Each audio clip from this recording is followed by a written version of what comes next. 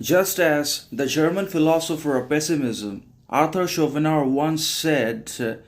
a high degree of intellect tends to make a man unsocial. Similarly, the higher we rise on the scale or the ladder of greatness, knowledge, significance, distinction, responsibility, obligation, compassion, etc., the more are we able to realize that we don't necessarily have got all of these qualities, or there are more to it than meets the eye. We don't really have all the qualities anymore, that we need to collect more of the qualities, that these are not enough.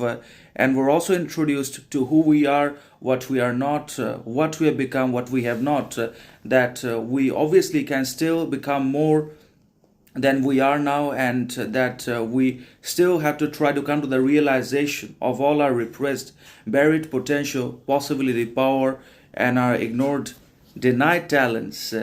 skills, abilities, knowledge, intelligence, character had to be integrated, and we're also able to realize our shortcomings, weaknesses, deficiencies, injustices, etc. And we're able to bring also all that to the outward light and external acceptance, so that they cease to cause problems, interferences, and interruptions in our business, in the actualization of ambitions, in the transformation of our mind, career, personality, viewpoint, etc., in one or another. So, the more knowledge we acquire, the more basically knowledge we're able to possess, and the higher we basically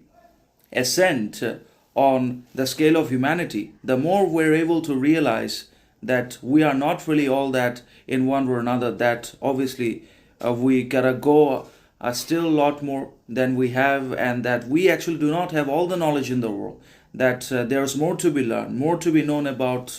and that ignorance always prevails, because not all the knowledge in the world is always accessible, because not even everything can always be understood, because everything actually is not always meant for either understanding or explanation or justification or communication, because certain things to life are there that can only be felt, experienced, and touched, or they're not even touched. Certain things are only meant for feeling and experience, and not for understanding, accessibility, communication, or transference. And that is the thing we don't understand. We believe that just because we are the supreme masters of the planet, that we are controlling everything, we are now in condition, control of everything that is there or that is in there. But we are constantly the victims of language barriers and other subtle to measure basically barricades and obstacles and hindrances in the society, that all the knowledge cannot be acquired because we don't know everything still.